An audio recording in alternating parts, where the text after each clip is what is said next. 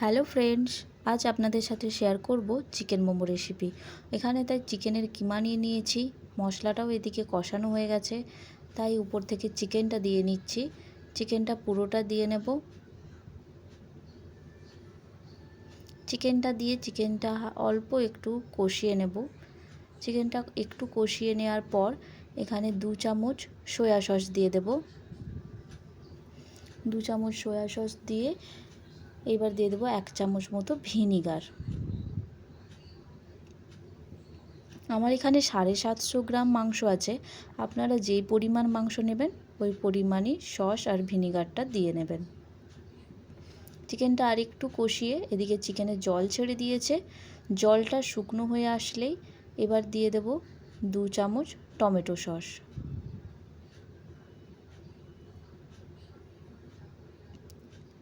Tomato সসটা মাংসর সাথে মেশাতে মেশাতে মাংসটা আর একটু কষিয়ে নেব। মাংসটা কষানো হয়ে গেছে। এইবার ভেজ মোমোর জন্য যে বাঁধাকপিটা রেখেছিলাম সেখান থেকে অল্প পরিমাণ বাঁধাকপি মাংসর সাথে মিশিয়ে নেব। এদিকে আমার তৈরি হয়ে গেছে চিকেনটা। তারপর এখানে ময়দা মেখে নেব। ময়দা মাখা হয়ে গেছে। ময়দাটা একটু শক্ত শক্ত করেই মেখেছি। ময়দাটা থেকে এবার ছোট ছোট করে লেচিগুলো করে নেব।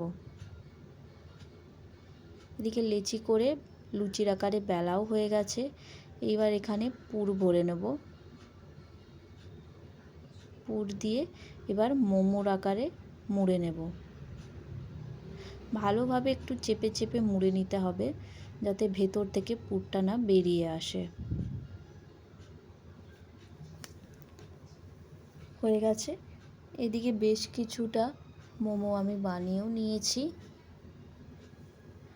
চলুন এবার ওদিকে স্টিমের জন্য গরম জলটা বসিয়ে দিই।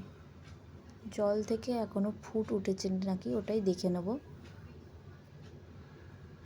এখনও জল থেকে ফুট ওঠেনি। জলটা ফুট উঠলে তারপর মোমোগুলো দেব। ততক্ষণ ওইদিকে আমি মোমোর জন্য টমেটোর চাটনিটাও বানিয়ে নিয়েছি। এদিকে তেলটা গরম হয়ে গেছে। বেশ কিছুটা মোমো এদিকে ভেজে নেব। ফ্রাই মোমো খেতে খুব ভালো লাগে। ওদিকে মোমো ভাজতে ভাজতে এদিকে জলটাও ফুট উঠে গেছিলো, তাই মোমোগুলো দিয়ে দিয়েছিলাম। এখন মনে হয় হয়ে গেছে। দাঁড়ান একবার দেখে নিই। হ্যাঁ, মোমোগুলো এবার হয়ে গেছে। এইবার মোমোগুলো নামিয়ে দেব।